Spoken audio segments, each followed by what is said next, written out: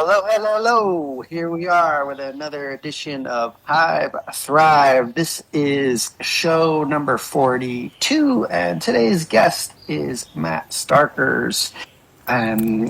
We are going to be discussing aspects of the DHF, and maybe we'll dip into some of the projects he's working on as well.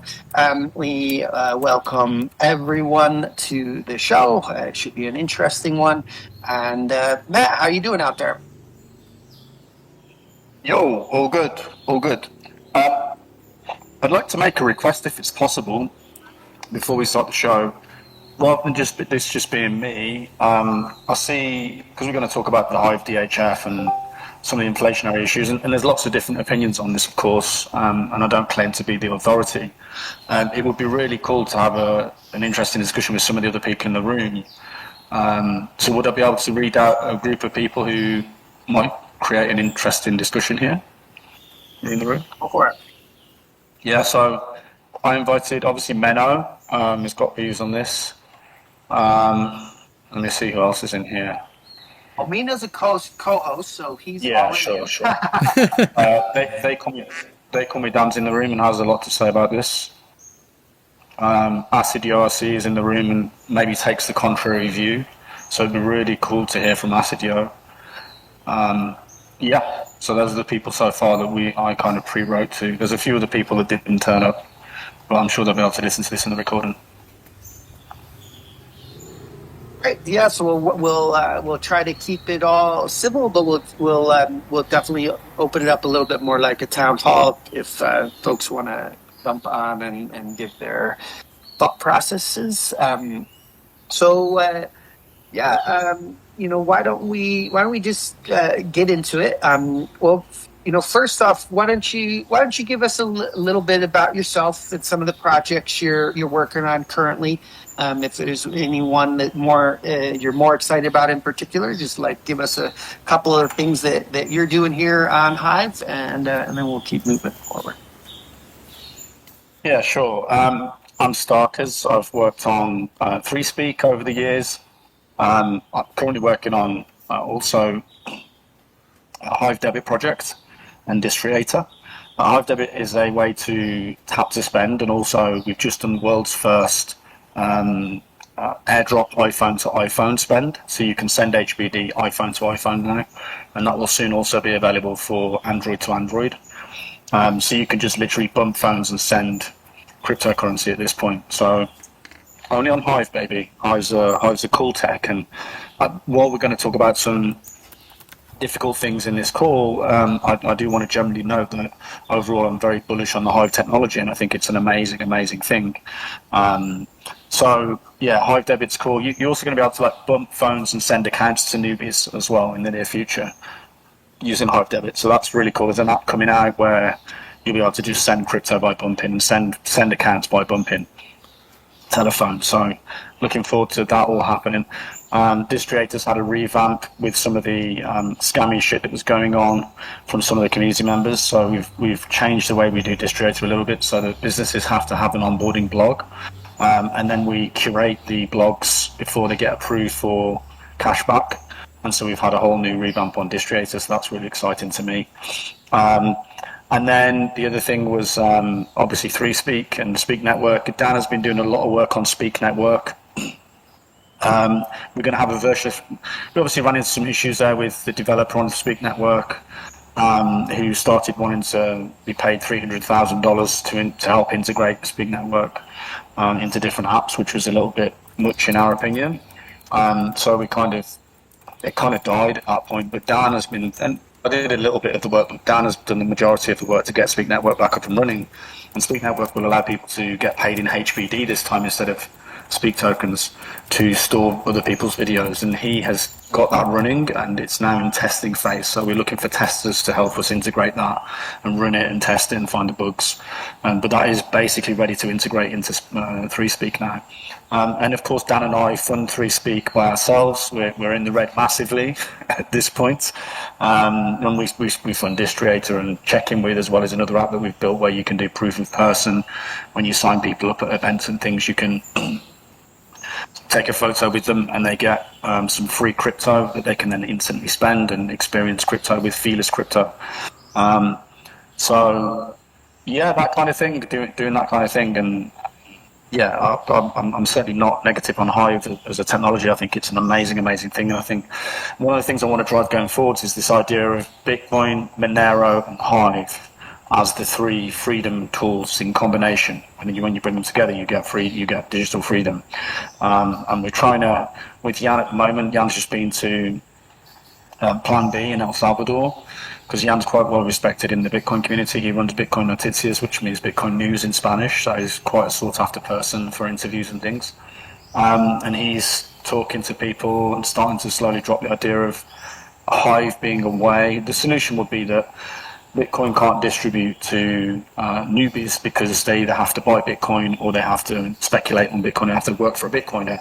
And if that's the model to distribute Bitcoin, then you don't have social mobility, because the Bitcoiner that you're working for is always going to make more money than he's paying you. So something like Hive would be a great way to get crypto into the hands of newbies via doing things that they can do fairly easily. Most people can take photos and write blogs and create content.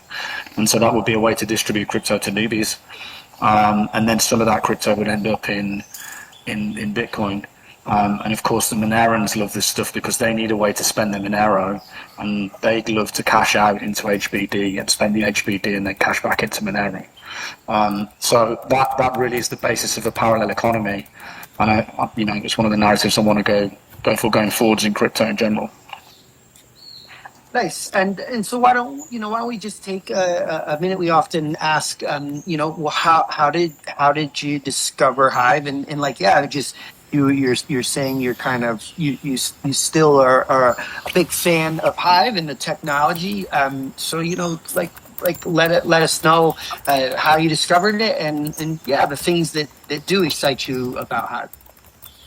Yeah, I mean, basically got into Bitcoin back in the day, and really, I think a lot of us that got into Bitcoin back in the day, what we were really looking for was a parallel economy, a way to exit the fiat system so that we don't have to be accountable and controlled by the powers that be in the old economy with all of their money printing and inflationary behaviour. And also, you can see this coming where they're starting to block people's accounts based on political views, and if you don't fall into line, it gets very, very risky. So Bitcoin was very, very appealing, but of course we didn't know that Bitcoin has its limitations at the time, and so it's part of the solution, but it's not the entire solution. And it all just comes from this parallel economy. We're trying to build a parallel economy that is outside of the old system, that you can leave and move your energy to. Take your energy out of the old system, move it to a new system that actually protects your rights and treats everyone equally. That's what Bitcoin was to a lot of us back in the day. And I think Hive is the same thing. There's no ICO, no pre-mine, no company, no CEO. It's actually done in the true spirit of cypherpunk crypto, and it's one of the very, very few cryptos that actually meet those criteria out there. And this is what I'm seeing. I see the narrative at the moment is people moving to privacy coins. They're moving to Monero. A lot of the privacy coin market cap's gone up relative to the rest of the market cap in crypto, because people are starting to realize they need the parallel economy. And Hive is a great, great way to distribute new crypto to those people who are looking to take their energy out of the old system and move it into the new system, and then interact with it, transact with it, and move it around those three cryptos: Hive, Monero, and Bitcoin. I think they're a great combination. And of course, Hive's very, very powerful additionally because it has no fees. It's incredibly fast. It's never shut down. It has a very, very passionate community. Those things are just, even if Hive were to disappear, the community is never going to disappear at this point. So these people who love freedom and digital alternatives are here forever. And that's not going anywhere anytime soon. And then a couple of other things to mention is that, I don't want to speak too much for They Call Me Dan, but I've been working, helping him test a lot of things recently, and there's two very exciting things that I think he's done recently. One is Archive, and Archive is a way that you can literally click one button on a Wikipedia page and it stores it to the Hive blockchain. Right. So no longer can they delete history. Right. Now, history is very sacred and it's being manipulated very clearly. and not only history, but keeping the people to account when they delete their tweets or when they change their blogs or their profile pages or whatever. The Hive community is going to be able to be there and say, well, I actually archived this on the day that you released this. Here's the hash on the Hive blockchain. And archive's amazing because when you go on the archive site, you drag the button onto your bookmarks, and the code is on the bookmark itself. There's no server. It's completely serverless. So when you click that bookmark button, it runs the code and puts the information on the Hive blockchain. So I just think that is incredibly exciting, incredibly powerful way to back up history and back up the internet onto Hive. And then the other thing that he's done recently is released Hive Encrypt, which is a messaging app on Hive. So it makes it very easy to message each other privately. I've just been messaging Dan this morning, for example, on it.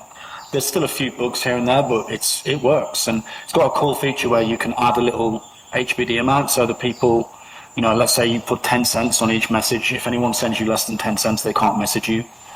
So this is something akin to some of the other things we've seen in crypto over the last couple of years. And you can create groups on there, group discussions, all encrypted on the Hive blockchain. So I just think that's incredibly, all these things are very important demonstrations of the Hive use case. And I mean, it's a real shame that we've been caught up with the rest of the crypto market cap going down. But Hive is the only chain I can see that's like pure utility. There's very little like gambling and DeFi on here. It's all utility. It's purchases, it's content, it's direct messaging, it's backing up content. All this stuff is utility on Hive. And I really think the next bull run, even though I thought it would have come already, is going to be the bull run of utility chains that actually have users that are actually using it for something else other than just DeFi and gambling, which is Hive as well. So very exciting, very cool technology, and looking forward to the future of Hive for sure. Well, I'd say that many of the people showing up here hope that prediction is true. Yeah, so I'll ask a first broad question, dipping into the DHF, and then we'll and then yeah, for sure, Mino, you can start hitting up follow up questions.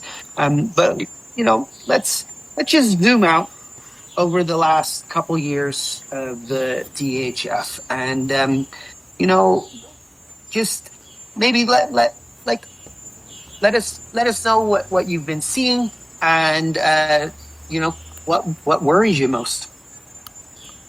Yeah, I mean, so the crux of this is, I think the thing we all have in common in the room is the things I've just talked about on Hive. We all fairly well understand, and we're all fairly passionate about, and we all want to see that come to fruition. There are disagreements, however, in how the economy is run and how the supply of Hive is expanded, and how new Hive is created and put into the general circulation. And I just want to, I welcome other people. Let me make my case first. Let me give you some of the numbers, and then I welcome everyone else to come in and calm my nerves, or give me some alternative that is more realistic. So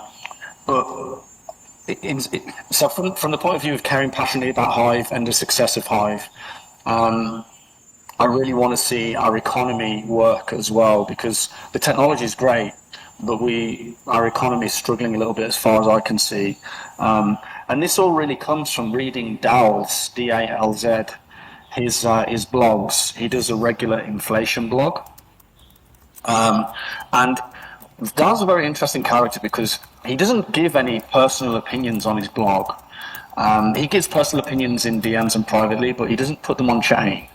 He just lets you interpret the data. And I find it very interesting because he doesn't really write like alert, alarm, but he does put the raw numbers. So basically, I mean, we can go more into the numbers a bit later on, but the actual top level data is that 2 years ago, we inflated by about 10.5%. Right, so we had 10.5% inflationary period, and that's happened in Hive's history as well. But it's like, okay, if the price goes down, you're going to end up, because you're issuing HBD from the DHF, it's still HIVE that's being issued. So that as that DHF HIVE comes into the general circulation, it expands the market cap. Sorry, it expands the supply of HIVE, right? So basically the DHF is not in the supply of HIVE. So as that DHF is spent into projects, those projects effectively are adding to the supply of HIVE, which is it's an inflationary force, because it's increasing the supply and, you know, for the short term, not doing anything to the price. So with that being said, you see a lot more HVD being issued into the economy, because basically the HVD being issued is the same, more or less, each year, whereas as the HIVE price goes lower, it effectively means there's more HIVE being issued into the market for the same HBD, because it's a constant issuance from the DHF, basically. And so I see that from Dal's blogs, that is one of the sources of the inflation. It's not the whole picture, but it is one of the sources of inflation. So I kind of talked to people at HIVE Fest about this a couple of years ago, and was like, are we okay with 10% inflation? It's not supposed to be 10%. And then, well, just to finish this short part of it, so the next year this last year gone, we've had 9.5% inflation. So once again, we've had significant amounts of inflation. And again, I'll put the numbers together during the show, but this year, if we continue as we are on target for between 12.5% and 15% inflation. That's 3 years straight of high inflation, and I don't know how you run an economy on that type of inflationary number, basically. So you know, I'd like to see the numbers come down. The DHF was always supposed to be a effectively infinitesimal sized inflation. So you have, let's say we're on about 5% inflation scheduled right now with witness rewards, author rewards, curation rewards. That's about 5%. Well, you'd expect like the HBD inflation plus the DHF inflation to be somewhere around 1-2%, kind of negligible, so you don't really feel it. But in reality, for the last 2 years and going on to this year, we're on about an additional 5% on top of the scheduled inflation. So none of that is priced in. Like the scheduled inflation is priced into the HIVE price, but the DHF inflation and the HBD inflation is not priced in. That is sold into the market as it's received, as it comes into the general supply. And it's, you know, speculators can't predict what that is. So it varies. There's no real control on it. So it cannot be priced in. So it's another inflationary pressure on the price. Well, and would you say that the bigger issue is how much is being spent, or what it's being spent on, or are they kind of both at the same time? Yeah, it's definitely both. Like some of the projects are really great, they're being spent on, but some of the spends are atrocious, absolutely atrocious, and they have to stop. We cannot continue spending money on some of the things we're spending money on and still be a credible chain. It's just totally detrimental to the economy at this point. And of course, if we don't make value of the spends that we do, then the price is going to go lower. So I just repeat, I do think some of the spends, and we can go through some of them, they don't do just the HIVE community justice. They're not fair. It's not fair to us that we effectively are paying for this. But so, of course, you need to realise that any money coming out of the DAO, it doesn't exist. The DAO is a dead account.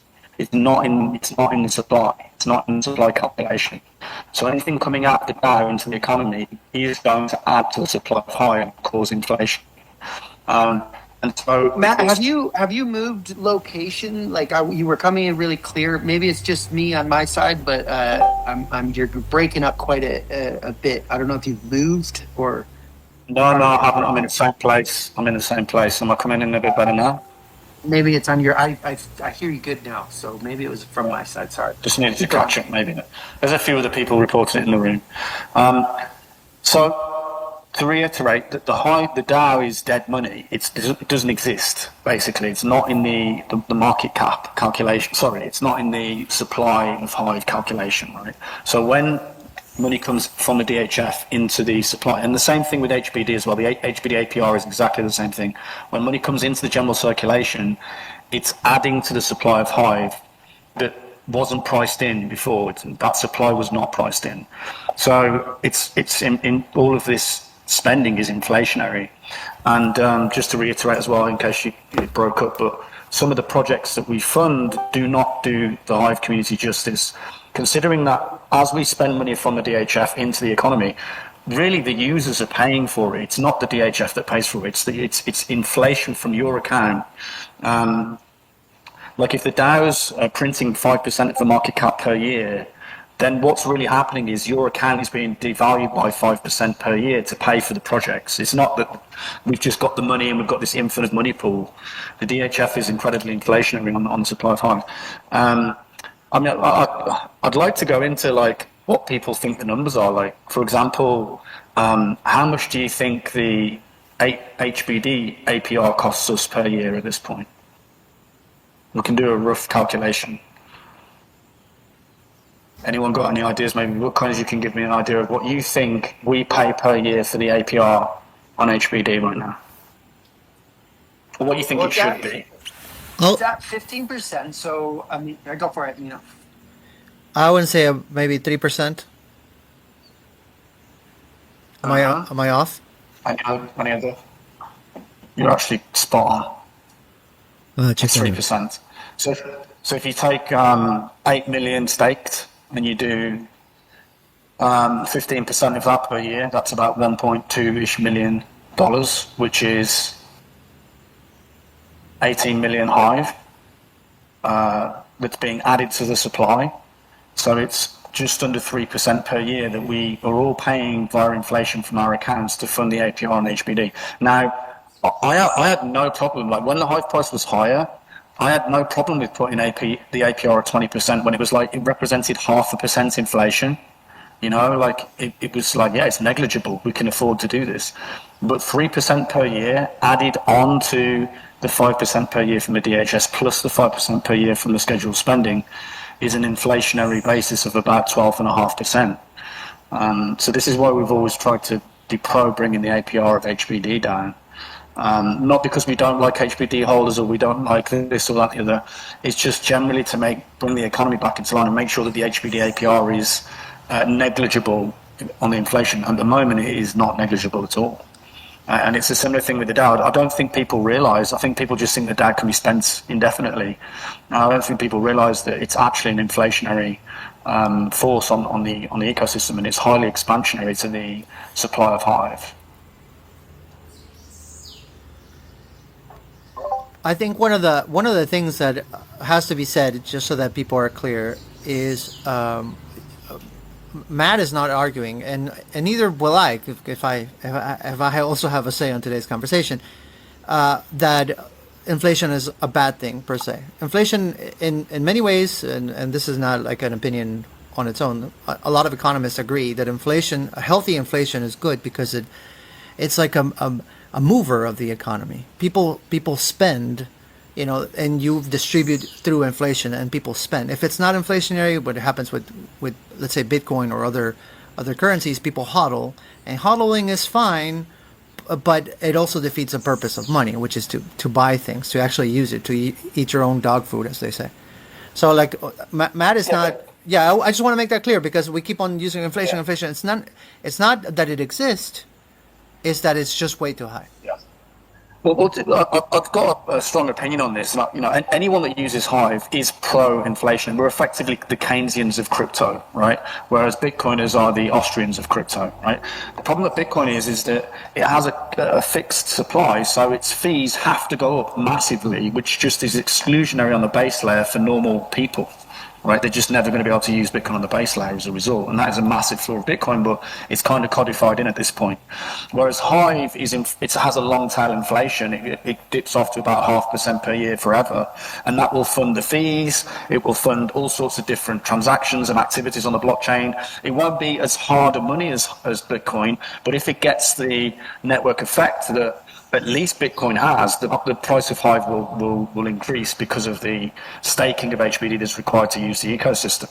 So it's a sustainable model, but it's a Keynesian model of continuous inflation. And I think inflation is good. I think if you're going to have hard money, you're going to get an oligarchy and there's going to be no social mobility. That's the result of hard money where there's a cap supply. Whereas with a inflationary ecosystem that has a long tail supply, you can have social mobility because the users within the ecosystem can do something good for the community, and the community can vote for them and push them up through the ranks of the community, as it were. And a lot of us here have never bought our Hive, right? A lot of people here have just done cool stuff for the community and earned their Hive. So that's a great thing about Hive, and that's a great thing about inflationary ecosystems. But the problem comes when you're inflating too much and you're not creating enough value to sustain the inflation. And that is an issue that I believe Hive currently has. And it is highly expansionary to the supply of the token. So yeah. I would kind of be curious if, I don't feel able to speak to this, but if how you invited people to come, is there anyone out there that would like to play the other side of this argument and say, no, the APR and the HBD isn't a negative thing and it isn't affecting us negative? Is there anybody that has a different point of view than this, to just be hearing all that? But Coins, before we get into that, I'd just like to run through a couple of numbers just to kind of make this point very, very clear, if it's okay. It will only take about 5 or 10 minutes. So, in terms of the spending on Hive, right, we currently spend $5,100 per day, right, out of the DHF, which means we are printing 23 million Hive per year. Which is about 4.5% of the market cap. So it's for 4.5% inflation per year. That 5,000 represents the currently funded projects plus what is the typical funding for value plan. Now maybe the value plan, and that's a reduced budget for value plan as well, which I've heard of in recent days. They're going to reduce their budget, but not by anywhere near close to enough, unfortunately. So that's we're typically spending about $5,000 a day, which represents about 4.5% inflation. Now,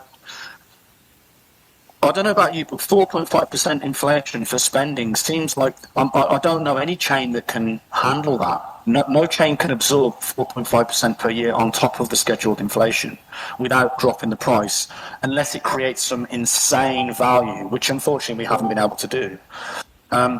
I always was under the understanding that spending would be a negligible amount, right? The issuance from the DAO would be 1%, 2% of market cap, so there isn't that inflationary, it's negligible. Now, if you put if you take 1.5% of market cap, which should be our annual budget, it's $600,000 a year, which is $1,600 per day, for us to remain non-inflationary, whereas we're spending 3 times more than that currently. So the spending is inflationary in terms of like it's not negligible. 1.5% is kind of like, okay, we can dust it under the covers and be like, yeah, we'll just carry on. But if it's a 4%, 4.5% inflation from the spending, it will affect the token supply quite significantly, and it puts a big downward pressure on the price because, of course, nearly all of that is sold because you're using it to fund projects. So at this point, like maybe when the Hive price was 70 cents, we were doing this fine, and these numbers made sense. But now the price is 8 cents. The spending that we're doing is incredibly. It puts a really heavy weight on the ecosystem in terms of expansion of the supply of Hive, and then. We mentioned before the APR for HBD is 2.94%, so just under 3%. And the scheduled inflation is 5%. And so we have a 13% projected inflation this year if we continue, if we don't change our spending, basically. And then the other thing I'd like to do is just going to the project that's the biggest spending, and I don't only want to single out value plan. I think a lot of the other projects should do what they can to reduce their budgets, at least for the next 6 months or so we don't overinflate the hive supply. But I do want to talk about value plan, because I just think some of the projects that are being funded there, it just needs to stop. And maybe it will this time round. I have no information on it, but it's been going on for a long time.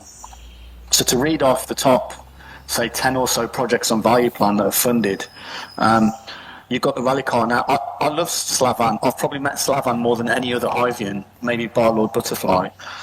He's a really nice guy. But we've spent $483,000 on the rally car to very little added value to Hive that I can see that's tangible.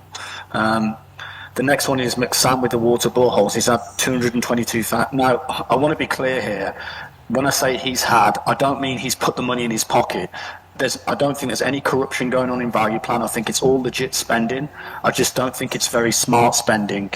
And so when I say, McSam's had $222,000, I don't think he's put any of that in his own pocket. He's spent it into the economy and tried to do some cool things for Hive. But $222,000 at this point, I would have hoped that about 20 grand of that would have gone to buying mobile phones for the people at the water wells, so that we could be voting for them and having lots of content created about activity at the water wells. But there's none of that, and we just recently paid another $20,000 for some more boreholes about 3-4 months ago, and it's just not effective spending at this point. It's just not effective, and we need to change. SWC Official is the next one in line, $217,000. They are the acrobats in Venezuela. While I think it was a nice initiative at the start, I don't see how it's produced any results for Hive, or hardly any. Certainly not to warrant that type of spending, and I just think it needs to stop at this point. Lord Butterfly's the next one down. He's had $190,000, but that was to make. See, this is the first one where I say there's actually tangible results, right? He did his marketing initiative. It wasn't the most successful marketing initiative, but you could actually see that there were tangible results there. And also, he made the free chain movie, so there's actually a product there that we can use at some point. So that spending, you could argue, at least has a tangible result from it. Arlette M. Selassie, she's based in Latin America. She's had $165,000 from the value plan. Now, I have to say, I'm based in Latin America, and Hive is known here because of her work. Now, people will have their complaints about how she works, and everyone's got their complaints about people. No one's perfect, but there is tangible evidence that Hive is known in Latin America. If you go to all the crypto communities here, people know Hive. So that is somewhat of a successful spend. The next one is Mark Screa, $160,000. I have no idea who that is or what they do. It'd be great if Guilty could clarify that spend in the chat or something, because it's 160k and I don't know what it's for. The next one down in line is Crimson Clad, and she's at 155k. And again, I think the events that she's done have been pretty good. There's actually tangible evidence that those events produce some value for Hive. So I think that's another one of the items that were relatively successful from a value plan. The next one down is Sucra Wallet. Sucra Wallet's had $153,000. Now, Sucra, there's no spending going on in Sucra anymore. There's hardly any activity. So we spent 153k on. I don't really know what, to be honest. Again, I've got a lot of time. I'm the only Hivian from abroad that's been to Sucra. I know these people personally. I know Edmundo. I know Jon Snow. I know Omasito Rocas. They're good people, but there's a lot of money gone there, and I'm not really sure what it was spent on. It certainly hasn't resulted in a sustainable situation for Hive in Sucre, unfortunately. So that's one of the spends that I would say, okay, we could scrap and move on maybe. The next one down is Blackheart, $133,000. I don't know what Blackheart does. I don't know. Maybe someone can let us know in the comments, but I have no idea. The next one down is Hive Creators, which is Enrique and Sam Giussette. Now, these are, again, people I've met. I know them personally. They're very good, very nice people. and they do great marketing in Latin America, digital marketing, and they do digital media for us in Latin America. But $110,000 seems like it's a lot of money. It's a lot of money. These sums I'm listing off. I know that a lot of other things can be done with this type of money, and at HIVE at 8 cents, maybe we need to figure out a way to bring that in and make it a bit tighter. Crypto Simplify has had 82k. I believe Crypto Simplify might be an exchange, but I don't know what they do. QM Wallet has had $70,000, and I believe this is the Venezuelan water pipeline. I just think 70k. I don't know what that's supposed to bring for HIVE. Guilty would argue that it's to demonstrate that we can put a SCADA system and run it on HIVE. Now, I'm an oil and gas professional. I know what SCADA systems are. They're basically the systems that operate the oil and gas plants and pipelines and various other industrial plants. In my opinion, you don't need 70k to build a pipeline in reality to test and prove that you can run a SCADA system on the HIVE blockchain. These feel like vanity projects to me, and they just need to stop. This spending needs to stop. The last two here. Victor again is someone I know personally. He did a lot of the artwork for HIVE Fest in Mexico. Nice guy, but he's had $64,000 to spend on bike rides. He's a bike rider. Now, I'm also an ex-bike racer. I used to race bicycles. And while it's a tough sport, I actually looked at running my own team, and it was going to cost us about 20k. And this is, as far as I can tell, one rider that's had $64,000 to fund HIVE-sponsored bike riding. But I don't know what the tangible result is from this type of spending. And the last one on the list, although there's another 280 people on this list, and they've all got significant spends of like 5, 10, 15k, but I don't want to go on forever. So 57k was paid to Spirit Surge. Now, Spirit Surge is a very reasonable guy. I had a lot of interactions with him on chain. I think a lot of other people have as well. And he's a very honest, reasonable guy. And he's the only, when I put this out in the Discord, he's the only person that actually responded to say, hey, this is what I did with the money. And it seems that he's built some sort of monitoring app for HIVE onboarding stats, as far as I can tell, related to value plan spending or marketing spending. So he seems to have produced a tangible product there. But so maybe 3 or 4 of those were tangible. The other 1, 2, 3, 4, 5, 6, 7, 8, 9, 10, 11, 12, 13, 14. So maybe the other 10 projects there in the top few are not. There's no tangible results that I can see, and it's $1 million. It's $1 million. And there's another $2 million below that, so about $3.4 million, I think, has been spent on value plan. It's 13 million HIVE that's been printed from the DHF, so it's 2.5% of all the HIVE in history has been printed to fund value plan, to fund these projects, and I don't see that many results coming from them, unfortunately. So we've really, and people say it doesn't make any difference to the supply. It's 13 million HIVE. That's 2 They Call Me Dans. I think that makes a difference to the price, especially if it continues to being sold, and there's not that many buyers.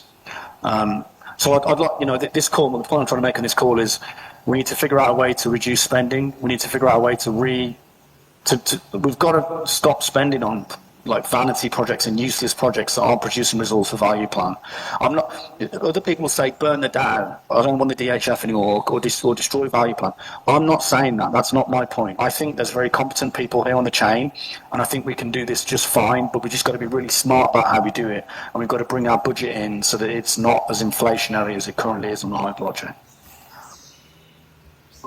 So just to like nibble into this,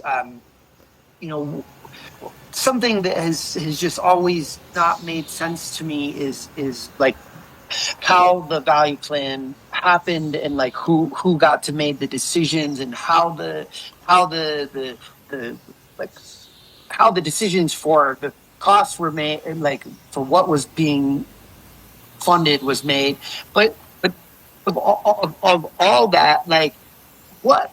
There was a meeting at the HIVE. Like, does anything come of? It seemed like it was going to start being like that. There would be a little bit more decentralization around it, where there would have to be votes. Did anything come of that? Like, because I remember being like, "Oh, that sounds like a hopeful move." So that there's a little more checks and balances in how the spending happens. Did anything happen there? Yeah, basically, look, everyone around the table. And I don't want to speak for everyone because there may be some people that disagree, but the general consensus around that table, and there were all the top either stakeholders or people running projects at HiveFest, were all there. We all agreed that we need to cut.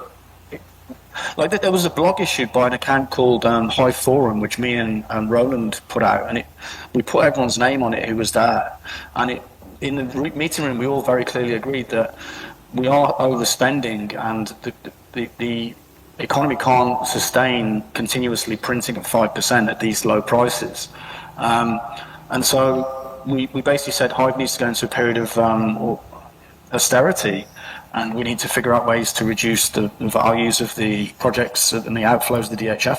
Now, the main consensus there was that people didn't want to write any code.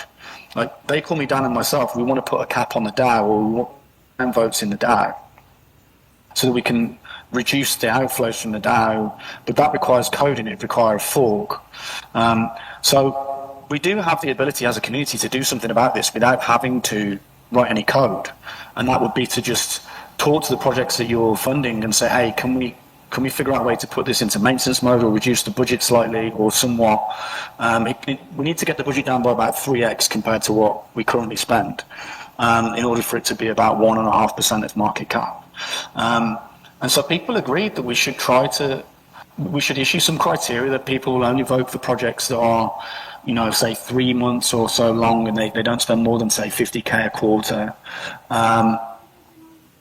And there was also an agreement well, it wasn't really an agreement because this is a decentralized community. We can't really agree anything, right? It's kind of chaos, but there was a general consensus there to also look at reducing the value plan budget and how value plan is distributed. One of the things that I heard a few times in that meeting was the idea of having buckets, so that you have multiple people in charge of, say, 5 spending buckets, and one spending bucket would be for events, one would be for digital marketing, one would be for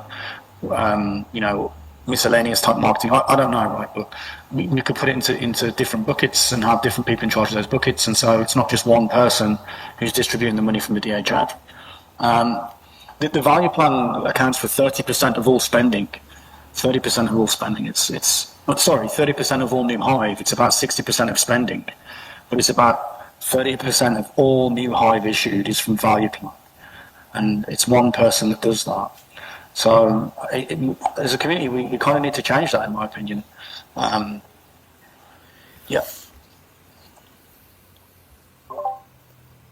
Well, somebody is asking why do we need inflation? And you want to just because I want people to understand that, again, you're not asking, oh no, we're gonna just cut everybody's throat, nobody can have a single dollar from the DHF, nothing like that. Why, if you can explain the simplest way, why do we need to get healthy inflation under control ASAP? And as it pertains to us, why does it interest us? Why, as an investor, do you need to see something predictable? And maybe I'm putting you on the stage right now, but they call me Dennis here too, so maybe he wants to say something like that as well. Why would somebody put money into this chain? What do they have to see in order for you to be an investor? Well, I mean, without getting into too many details, it's just the top line inflationary numbers. Like if you've got 2 years at around or over 10%, and then this year's looking at 12 to 15%, if you're asking someone to invest in HIVE, you have to tell them that.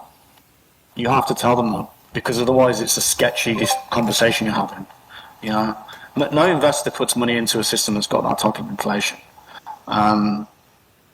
And it's something that I think we can fix, and it's something that I think we can create the value that overrides that inflation. But right now, at 8 cents Hive, it's heavy. The chain is heavy. The price is heavy. One of the things that I failed to get this message across well. So if somebody can help me word this better, I would appreciate it. But I keep on saying it. It seems like it doesn't land. Like if you have a house budget, right? And things are not doing well. Maybe your job, you got fired, or they cut your hours. Okay, let's not be so dramatic. They cut your hours, and you're trying to survive through the next few months because things are going to be tough. Then you make adjustments, and the adjustment comes at a personal sacrifice. So when we have these conversations and we say these things, I think that's more or less the message. It's not to say, hey, from here on out, you're going to eat canned food, and you better like your canned beans because that's all you're going to get. It's more like, hey, things are not great right now. We need to be able to survive the bad times. So all of us, including me, right, we're going to eat canned food. Like all of it, that's kind of what you're saying. It's more like, hey, we're going to get this through together, but we all have to do it. It can't just be, oh, this one account is now, put in a smaller budget, or so-and-so stop voting for all the proposals. And it has to be like all of us have to agree because we're all under the same tent, right? Yeah, totally. And I think we're all under the same tent, and if we continue to spend, we're not gonna. It's going to be a really heavy weight on the ecosystem, in my opinion. At the same time, I'm not one of these people that says burn the DAO, cut all spending. The thing is, Hive, we have a lot of good products already, right? Hive can go and market these products really successfully, in my opinion, if we change the way we've been marketing up until now through Value Plan. And I think we have some great products that we can sell and show to people. Maybe a couple more fixes need to be done, but we have a good product to go and take to market. And so, in my opinion, the vast majority of the money should be spent on marketing projects to bring people in and bring the price up, and then we earn the right to spend again. Although, having said that, we do have to be very careful, because it's very clear to me at this point that no matter what we do, if we don't have a downvote system on the DHF, or if we don't have a cap on the DHF, then we will always come up with clever ways to spend the money and put a lot of inflationary pressure on the Hive ecosystem via the DAO. Like I can see things like we'll go from, we'll fund one cyclist to let's fund a team of, if Hive goes to $5, let's fund a team of cyclists. Let's fund 2 rally cars, and these types of spending need to be capped. They need to be nipped in the bud as soon as possible, even if we're at $5 Hive. So we've got to figure out a way. Basically, Hive will always have a massive selling pressure on it as long as there is no way to restrict the outflows from the DHF in some way, shape or form, either by the community itself, which the community has not demonstrated that it can do that. That's very clear at this point. Or by some sort of code where there's a physical cap on the outflows of the DHF, or there is a way to downvote proposals so that they don't overly inflate the chain.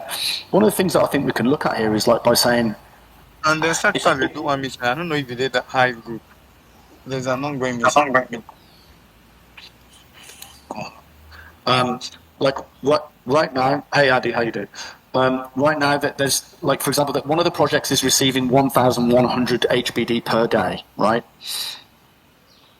That is just under 1% of the whole market cap of the chain being printed to fund one project, right?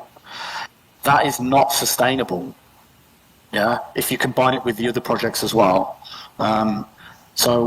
You can all go and take a look at the project that I'm talking about. No, I'm not, again, those are good guys. There's a lot of those people they started working with me and Dan, and they've come into the ecosystem.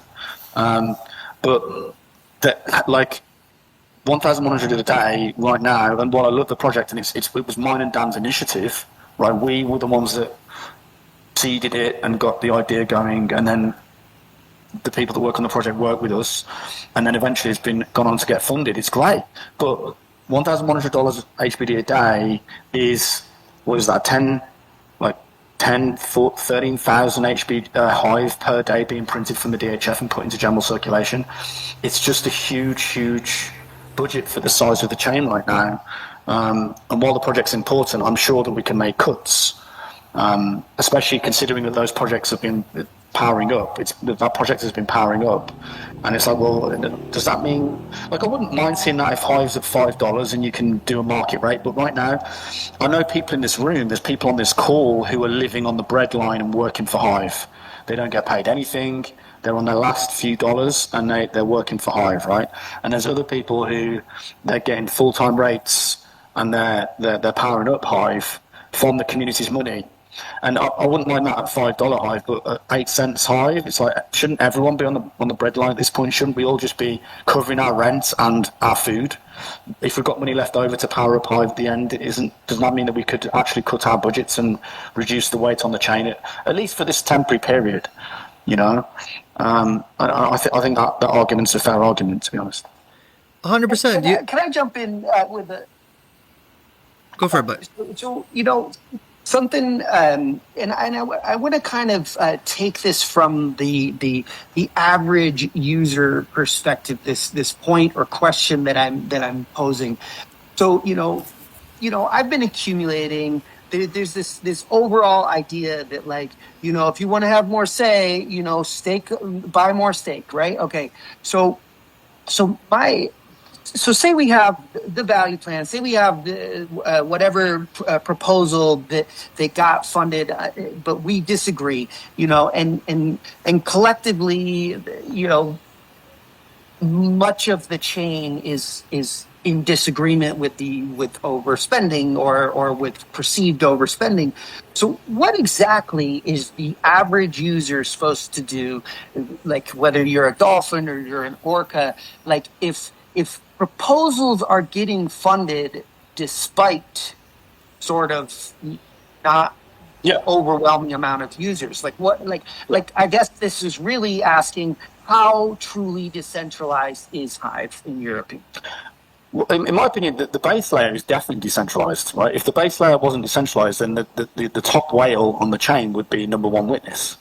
And in fact, that witness has been dropping down the ranks. So it's definitely decentralized on the base layer. I would argue, though, when Hive was like $1, $2, and the DHF was a negligible spend compared to the program systematic inflation of witness rewards, curation rewards, author rewards, right?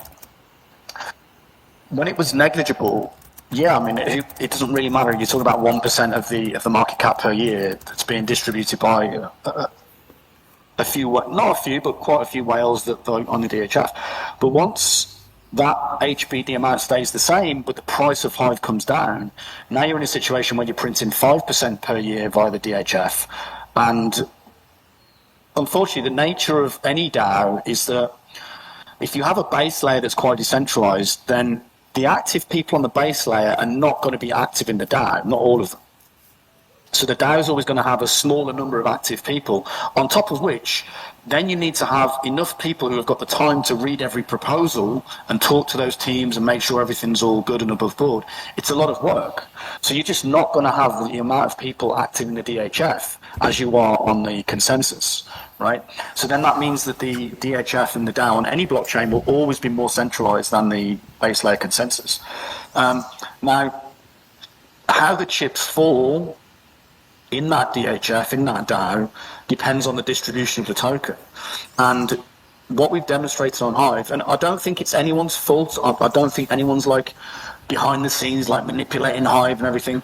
It's just a combination of market forces with the price going down, poor decisions on spending, no accountability on spending, and also overspending. I think everyone until now, maybe not everyone, but a lot of people just thought the DH, we could just spend as much as we wanted, right? Because the alternative here is to say, well, how much should we be spending? Can we spend more? Should we spend more money? And some people might take that view. Some people might say, no, we need to print even more money and spend more money.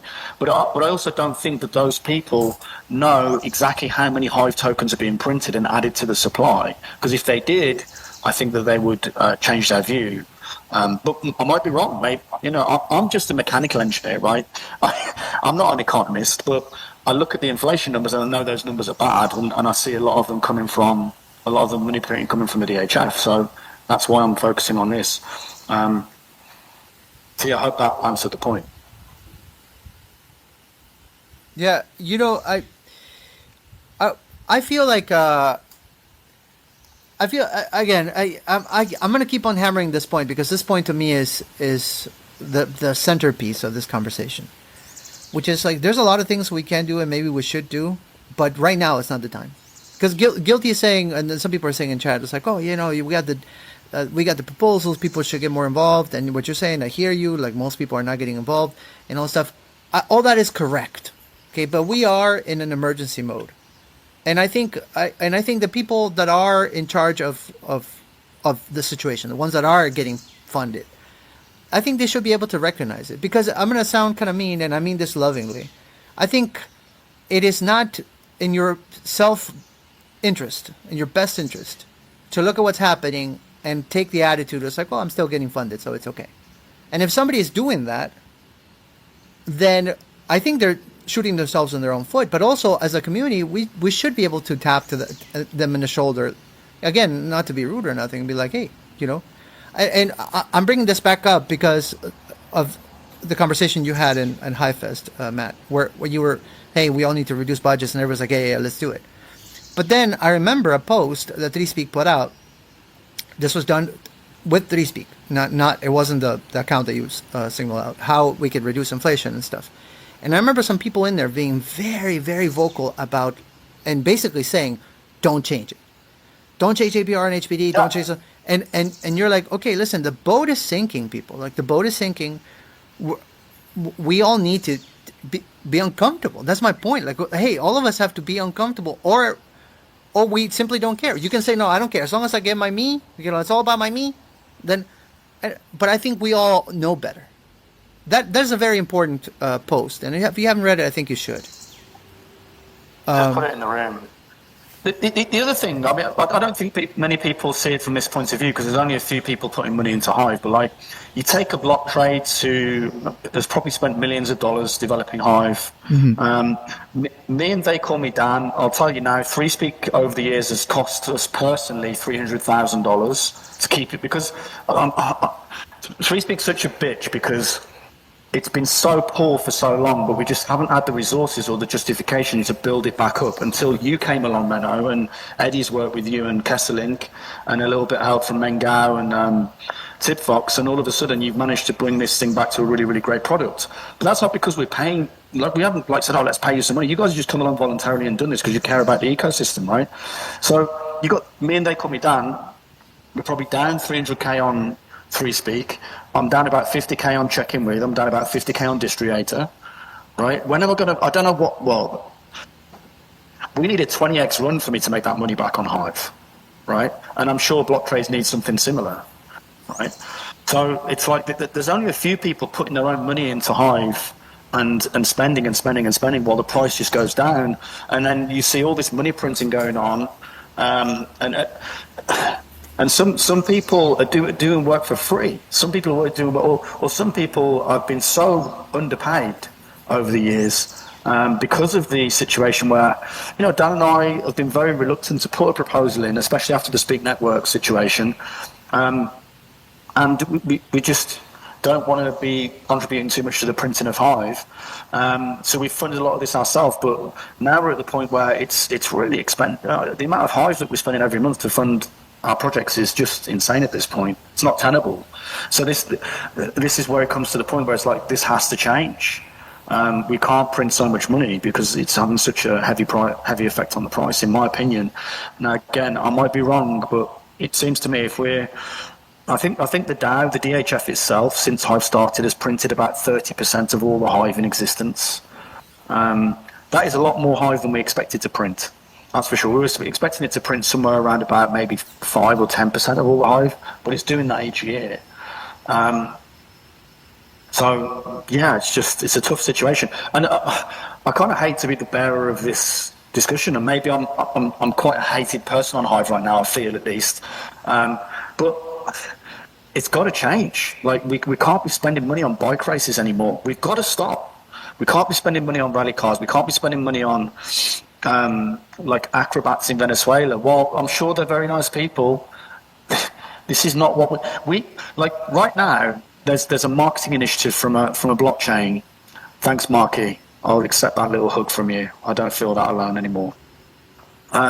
So right now, like, we need to be dynamic with our marketing, right? Like, I don't remember the name of the platform, but there's Web3 platforms right now saying Elon Musk is on the pedo list, talking to the pedo, come use our Web3 platform, right? And it works, right? These people don't want to be on X when there's a dude writing to the pedophile on the fucking emails, right?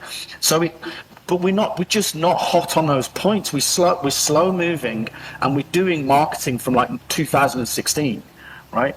The marketing today is like, it's brutal and it's fast, you know, and we just need like liquid funds there ready to go on campaigns every week for whatever's currently trending, you know, and we do none of that. Like, I don't want to toot my own horn because anyone could have done this video, and I'm more than happy for it not to be my video.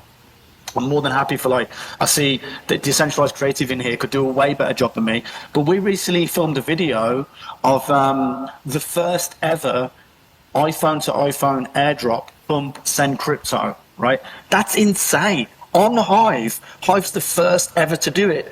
And we don't put any ad dollars behind the video. Like, Hive doesn't spend any money on promoting that video. And again, I don't want it to be my video. I'm more than happy for someone else to do the video. But it's like, that type of shit gets views. That type of shit gets people on Hive, because it's like, wow, these guys are like doing airdrops. Like, no one else has done that, right? It's feeless and no KYC, right? No other crypto can do that, basically. So it's like, those are the things that, like, get people like going, oh, Hive's doing that shit. Right. And we're just not on. We're not even in that same universe right now. We're advertising to the rally community, and that's not successful. And it's like we've got to change our ways. We've got to, because if we don't, we're just going to keep printing this money. And again, I want to reiterate.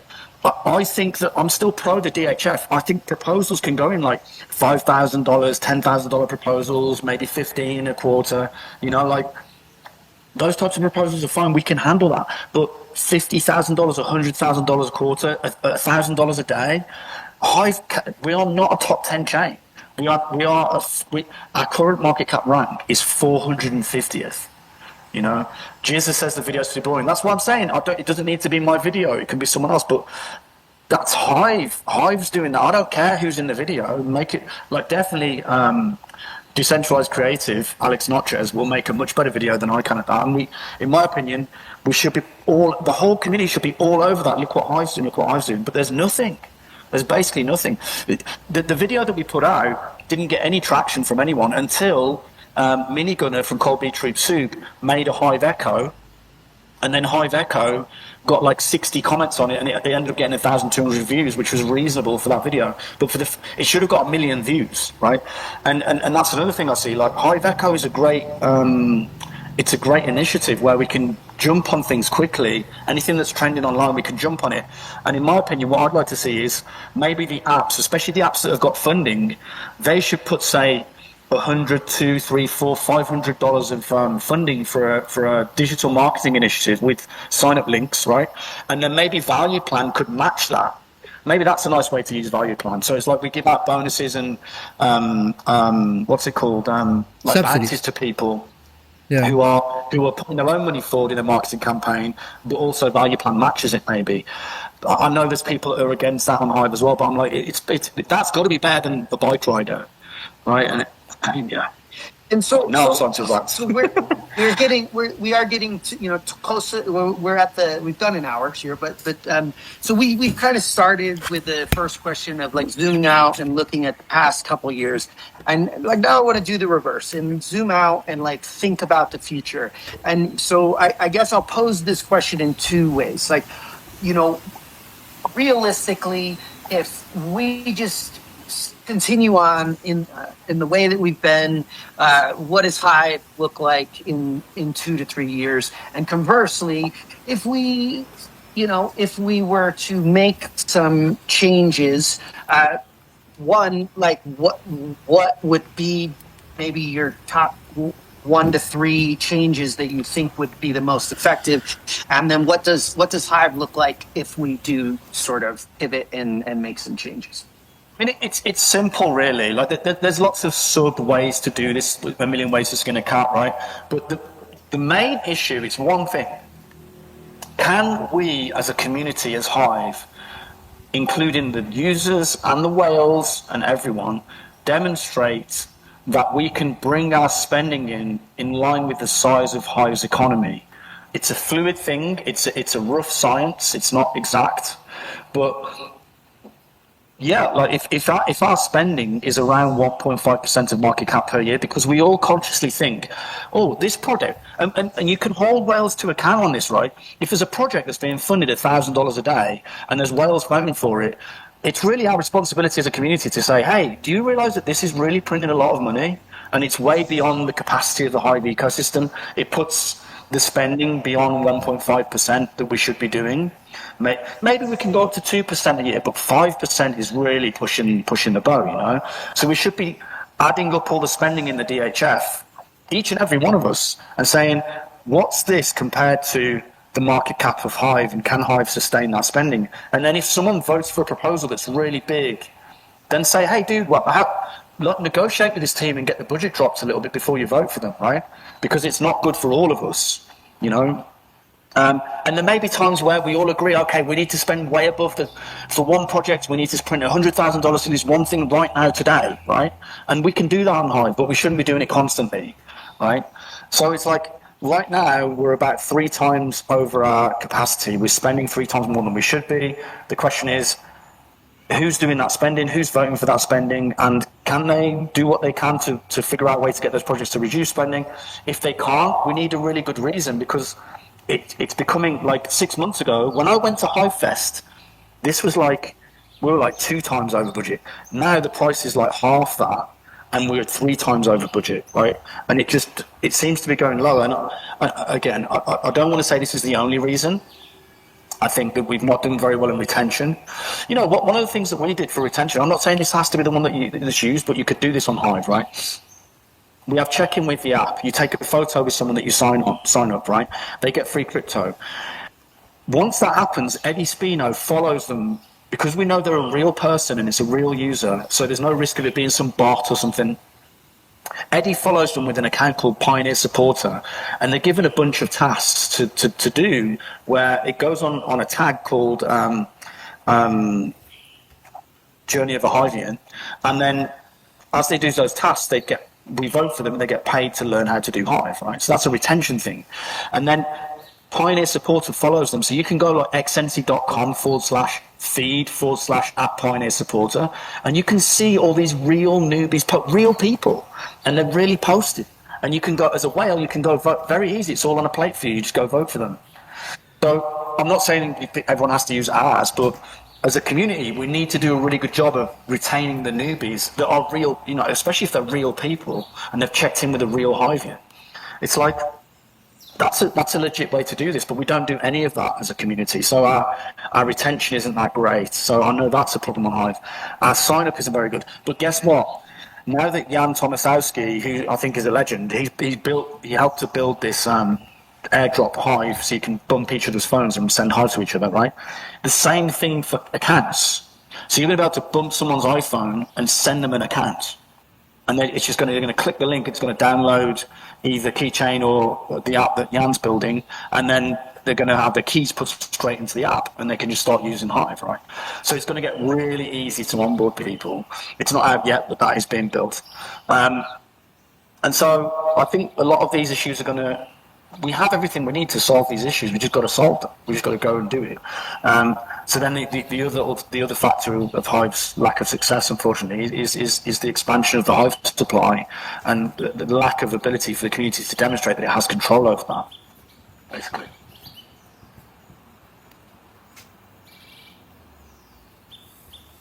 Well, great.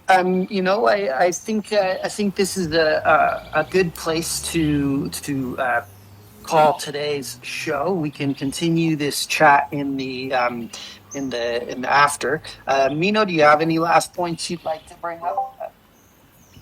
Yeah. Well, first of all, thank you, Matt, for coming to chat. Thanks to everybody who came up to listen and who has been commenting in the chat. This is a very important conversation, and this starts with like all, you know, from the bottom up. If we want to change it in culture, it has to start with everybody. Everybody has to care. Otherwise, nothing's going to happen. There's this idea, and I think that's the message that Matt wants to convey today.